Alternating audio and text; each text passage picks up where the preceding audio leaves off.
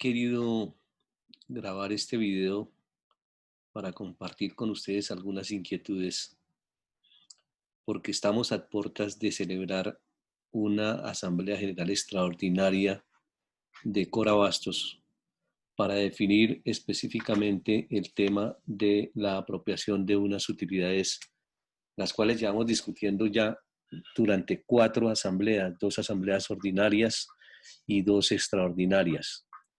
Pero pues, las diferencias de opinión entre algunos de los accionistas y algunos ilustres funcionarios no nos han permitido llegar a una conclusión y tomar una decisión.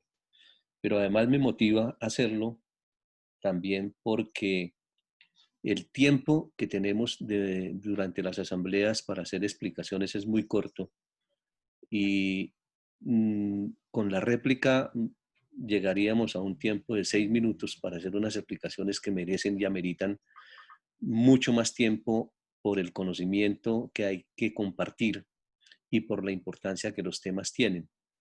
No obstante eso, cuando uno interviene y hace algún tipo de aseveración, es normal que la administración, aparte de tener todo el tiempo que tiene para la preparación de los estados financieros y de los informes, se tome incluso un tiempo bastante considerable, incluso de mucho más tiempo del que uno dispone como accionista para intervenir en la réplica o en las respuestas que nos da. Pero si a eso le sumamos también el hecho de que ahora con el tema de la virtualidad, la posibilidad de participación en la asamblea es bastante complicada y bastante difícil, porque basta simplemente con que opriman un botón y nos silencian y nos dejan por fuera, pues he considerado que esta es una de las formas en que podremos compartir con todos los accionistas digamos que las inquietudes que tenemos y que le pueden servir de ilustración a los mismos para que también participen de alguna manera dentro de los acontecimientos que van a determinar el futuro de una sociedad como la nuestra. Sin más preámbulos, entremos en detalle.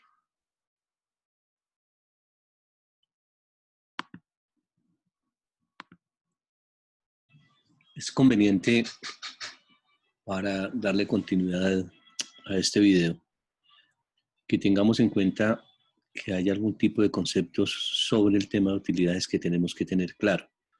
Y son básicamente la definición de algunos tipos de utilidad. Por ejemplo, la utilidad total, la utilidad bruta, la utilidad neta, la utilidad operacional y la utilidad no operacional. En nuestra primera definición, básicamente, ¿qué es lo que comprendemos como utilidad? Eh, Podemos decir que en el ámbito contable se entiende como sinónimo de ganancia o diferencia entre lo que recibimos simplemente y lo que finalmente gastamos para obtener lo que recibimos mediante una actividad económica. O sea que de todos los gastos, de todos los ingresos, perdón, restamos todos los gastos y eso es lo que entendemos básicamente como utilidad. O sea, se asimila incluso al término de rentabilidad. Eh, Valga la verdad, yo quisiera que con esta definición justificar un poco tal vez algunas cosas de las que ustedes me han oído decir en algunas asambleas anteriores o en todas las asambleas anteriores.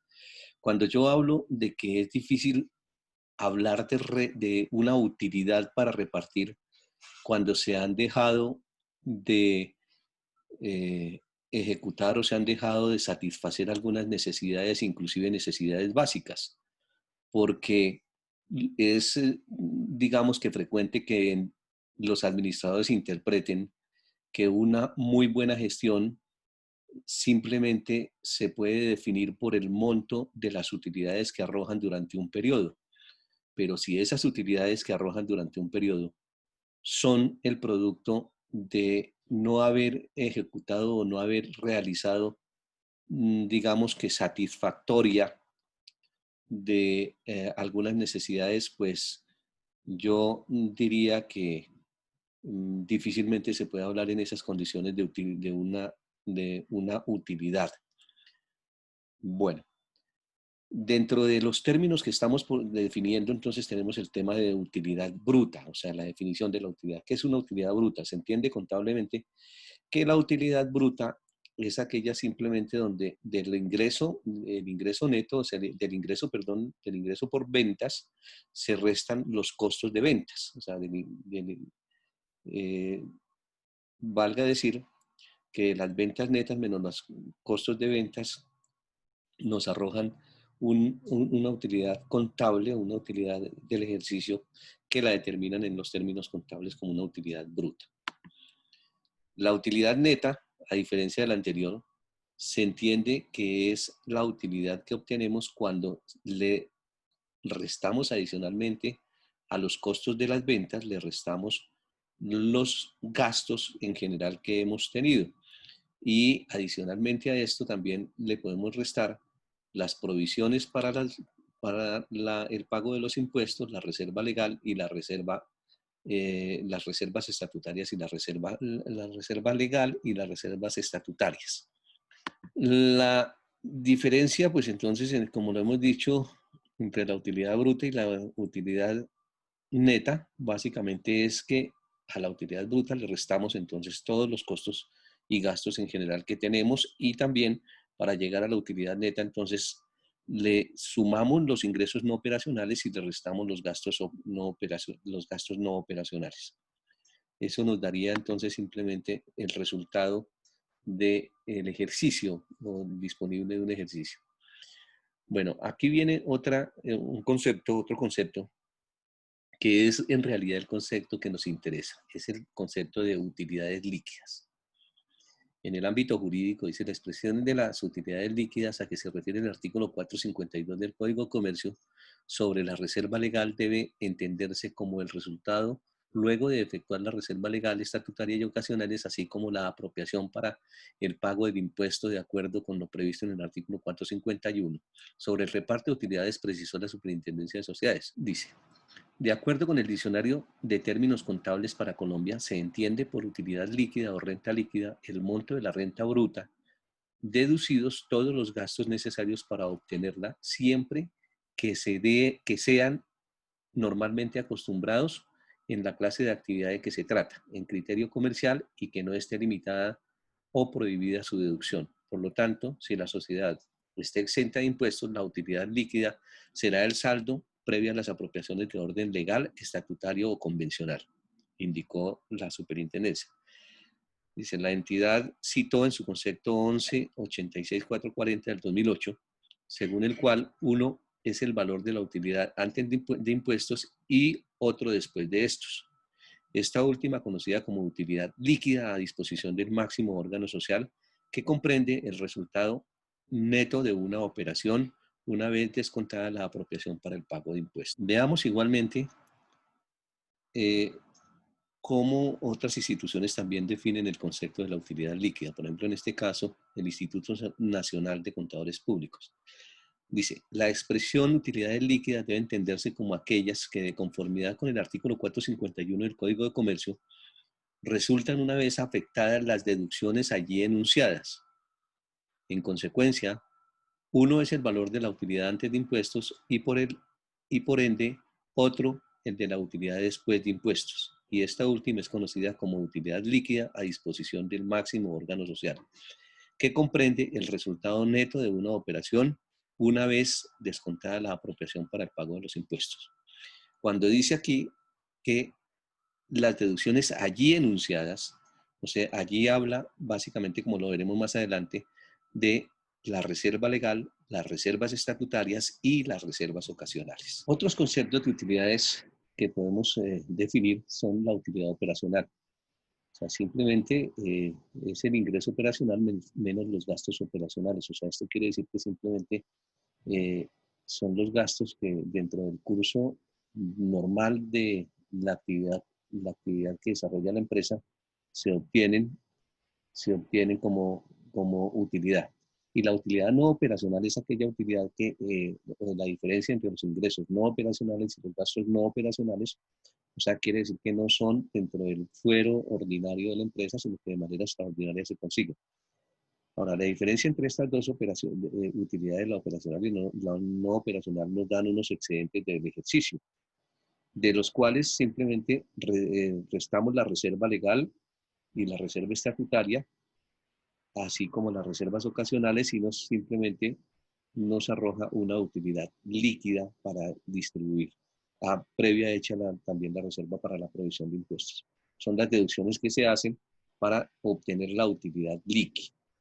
Este concepto de utilidad líquida, por favor, ténganlo bien en cuenta porque lo vamos a seguir utilizando, porque es lo que nos marca definitivamente la posibilidad de hacer o no hacer una reserva ocasional o específica para algunas de las cosas que necesitamos en Colabastos. Aquí tenemos básicamente el concepto de la Superintendencia de Sociedades, donde define cuál es el alcance de la expresión de las utilidades líquidas, o sea que básicamente lo que hace es remitirnos al aspecto legal y donde simplemente define exactamente que las utilidades líquidas son las obtenidas de acuerdo con lo que hemos dicho anteriormente, pero vale la pena recalcar. Dice, con sujeción a las normas generales sobre la distribución de utilidades consagradas en este libro, se repartirán entre los accionistas las utilidades aprobadas por la Asamblea, justificadas por balances fidedignos y después de hecha la reserva legal, estatutaria y ocasionales, así como las apropiaciones para el pago de impuestos. O sea, una vez más ratifica simplemente que después de hechas todas esas deducciones, es lo que se determina como utilidad líquida con posibilidades de distribuir o que la Asamblea decrete ese tipo de distribución. Dice, nótese cómo la citada disposición legal se refiere al concepto de utilidades líquidas y al efecto indica que son aquellas que resultan después de haber hecho las reservas, así como las apropiaciones para los impuestos. Así pues, cuando el artículo 452 ibiden, que trata de la reserva legal, hace mención a la expresión utilidades líquidas, debe entenderse como aquellas que de conformidad con la norma inmediatamente anterior resultan una vez efectuadas las deducciones allí enunciadas. O sea, vuelve y recalca simplemente cuáles son las deducciones allí enunciadas. Entonces son la reserva legal, las reservas estatutarias, las reservas ocasionales, ¿sí? Y las reservas para la provisión del pago de impuestos. Aquí tenemos una sentencia de la Corte donde habla de los socios minoritarios de la sociedad comercial y la eventual posibilidad de un abuso de la posición dominante de los accionistas. Y básicamente, al definir la constitucionalidad de este artículo del Código de Comercio, dice, esta disposición, dice, el Código de Comercio protege el derecho del socio al reparto efectivo de utilidades líquidas. Nótese cómo simplemente también determina que son utilidades líquidas. En particular, es necesario advertir que la ley comercial señala que en principio las sociedades deben repartir cuanto menos el 50% de las utilidades del ejercicio, pero volvemos nuevamente a recalcar que son sobre las utilidades líquidas. Sin embargo, el artículo 240 de la ley 222 del 95 autoriza una mayoría del 78% de las acciones, cuotas partes de interés representadas en la reunión de la Asamblea a disminuir el porcentaje mínimo de utilidades repartibles. Esta disposición pretende proteger al socio minoritario, pues exige mayorías especiales para la adopción de una decisión que compromete su derecho a percibir dividendos o participaciones de los beneficios sociales. La norma estudiada tiene como finalidad fortalecer el patrimonio de la empresa, pues a su amparo se pueden utilizar utilidades para el beneficio societal y constituir reservas ocasionales. O sea, aquí es claro que la ley trata de proteger en un momento dado a los socios minoritarios. ¿Para qué? Para que puedan percibir de alguna manera en efectivo la distribución de esos dividendos o de esas utilidades netas que son repartibles. Pero igualmente también protege el derecho de los accionistas y de la mayoría de los accionistas a constituir reservas para diferentes actividades o actividades que consideren importantes para proteger el patrimonio de la institución. o sea, para no descapitalizar la institución. Entonces, ahí hay digamos que una diferencia entre las dos partes. Por una parte, los socios mayoritarios que pueden en un momento dado llegar a constituir reservas ocasionales burlando el derecho de los accionistas minoritarios, y por el otro lado, simplemente que establece unas mayorías específicas para poder constituir este tipo de disminuir este tipo de porcentaje del reparto. Aquí, curiosamente, quienes estamos tratando de que se capitalicen, o sea, de que no se distribuyan, porque no consideramos que, digamos, haya recursos para eventualmente asumir eh, un reparto de utilidades, y que consideramos que las utilidades son contables. Entonces, somos los accionistas minoritarios, o sea, al contrario sensu de lo que la ley trata de proteger. O sea, somos nosotros los que estamos diciendo no se repartan utilidades y utilícense para tratar de proteger el patrimonio de la sociedad y de eventualmente poder tener recursos para hacerle frente a algunas contingencias y algunas cosas que más adelante vamos a ver que son previsibles y que son eventualmente responsabilidades frente a las cuales tenemos que dar la cara. Vayamos ahora a mirar cuáles son los alcances de los diferentes artículos del Código de Comercio. Y comencemos con el artículo 155 del 451. Dice, el artículo 155 del Código de Comercio reza: mayoría para la aprobación de distribución de utilidades.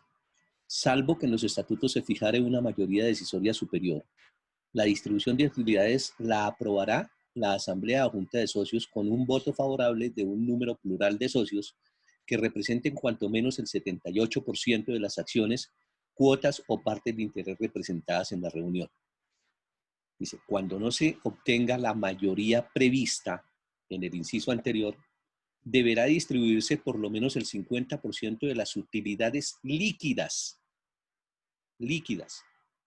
Resaltamos el tema de utilidades líquidas. O del saldo de las mismas si tuviere que enjugar pérdidas de ejercicios anteriores. Nótese cómo decíamos que simplemente hace alusión es al tema de utilidades líquidas. Por eso, en las definiciones anteriores tratamos de determinar cómo se obtienen esas utilidades líquidas, que son las que son susceptibles, ¿sí? O son a las que se les aplica el artículo 155. Dice, el artículo 451 dice, distribución de utilidades en las sociedades anónimas. Con sujeción a las normas generales sobre la distribución de utilidades consagradas en este libro, se repartirán entre los accionistas las utilidades aprobadas por la Asamblea, justificadas por balances fidedignos y después de hechas las reservas legal, estatutaria y ocasionales, así como las apropiaciones para el pago de impuestos. O sea, aquí hay ya concretamente, ¿sí? Y muy claramente definido, primero que es el reparto de que se trata, o la distribución de que se trata, y que la Asamblea debe determinar o debe decretar, es sobre las utilidades líquidas, ¿sí? Y segundo, que incluye a las reservas ocasionales como posible deducción antes de decretar esas utilidades líquidas, de acuerdo con las necesidades de la sociedad. Bueno, dice, reservas estatutarias y reservas ocasionales en la sociedad anónima. Código de Comercio, artículo 453. Dice, reservas estatutarias y reservas ocasionales en la sociedad anónima. Las reservas estatutarias serán obligatorias mientras no se supriman mediante la reforma del contrato social o mientras no alcance el monto previsto para las mismas. O sea, esto es cuando existen reservas estatutarias. Las reservas ocasionales que ordene la Asamblea solo serán obligatorias para el ejercicio en el cual se hagan las mismas, y la misma Asamblea podrá cambiar la destinación o distribuirlas cuando resulten innecesarias. Nótese cómo estamos hablando de, primero, reservas estatutarias. O sea, eso simplemente es cuando simplemente a través de los estatutos se ha acordado entre los socios que se hacen algún tipo de reservas específicas y que son permanentes y que la Asamblea no puede determinar si las deja o las hace o las deja de hacer. Es que simplemente son estatutarias, las tiene que hacer. Por el otro lado está la reserva legal, que es simplemente por norma legal que la tiene que hacer. Y en el caso de las reservas ocasionales, sí son determinadas por la Asamblea, sí las tiene que decretar la Asamblea. ¿Sí?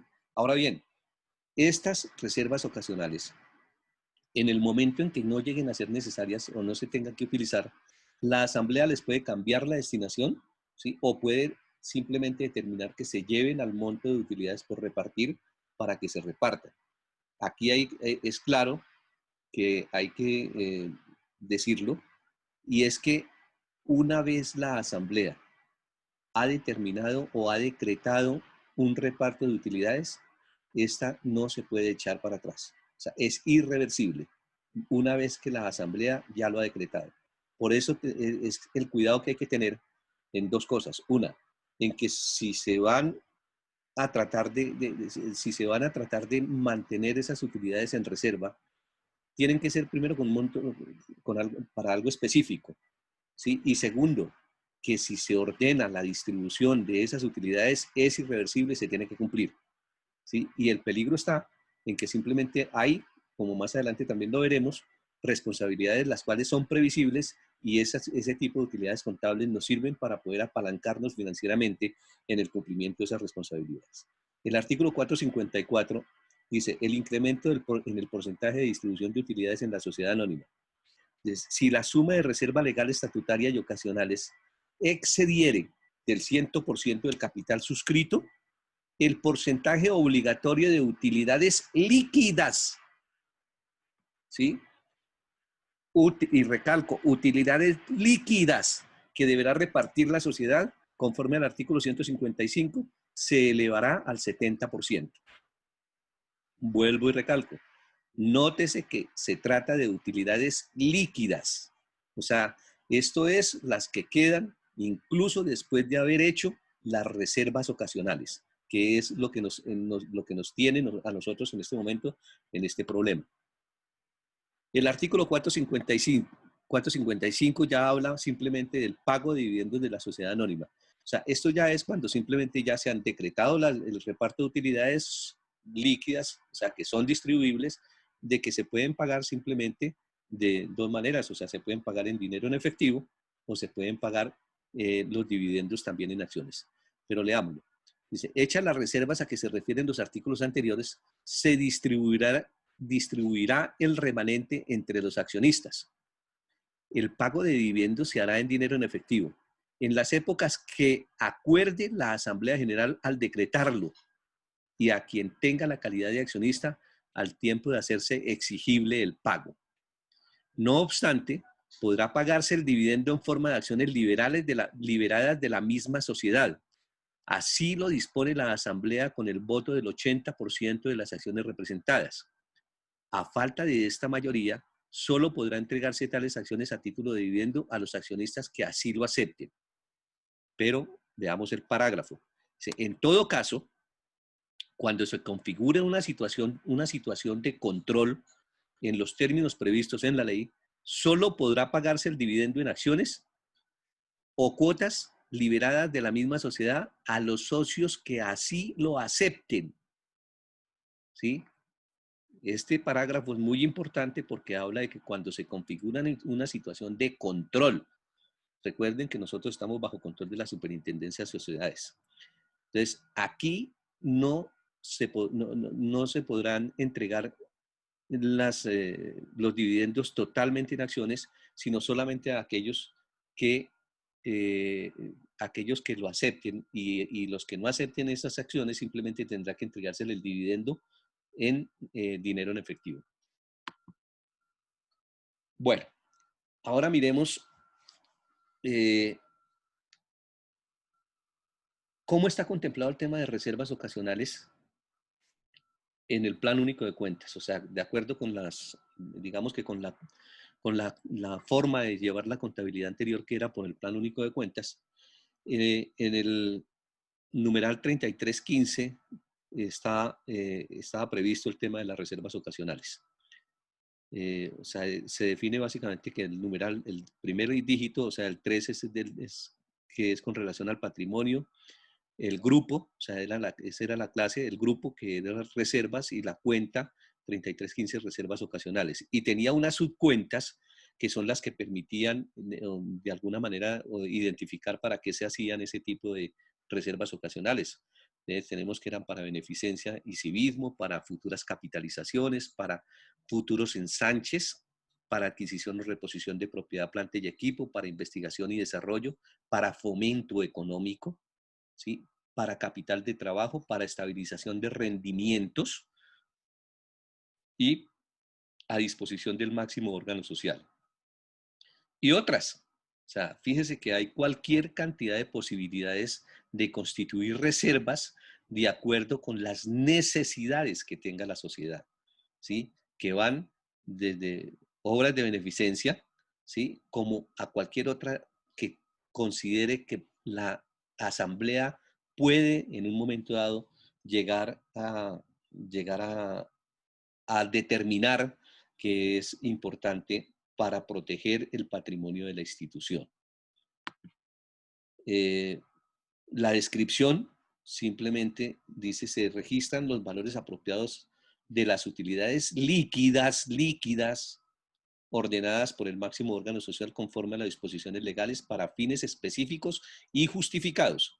O sea, no puede ser tampoco para cualquier cosa, pero sí para fines específicos y justificados. Las reservas ocasionales que ordena el máximo órgano social solo serán obligatorias para el ejercicio en el cual se hagan y el mismo podrá cambiar la destinación o distribuirlas cuando resulten innecesarias. La dinámica, pues, es básicamente, digamos que el procedimiento de tipo contable que se le hace.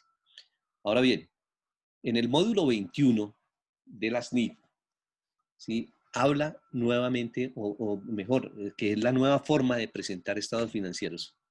¿Sí? Está previsto bajo el módulo 21 las provisiones sin contingencias. Aquí simplemente tenemos un cuadrito, que es el árbol de decisión de cuando se presenta una posibilidad de generar una provisión o una contingencia.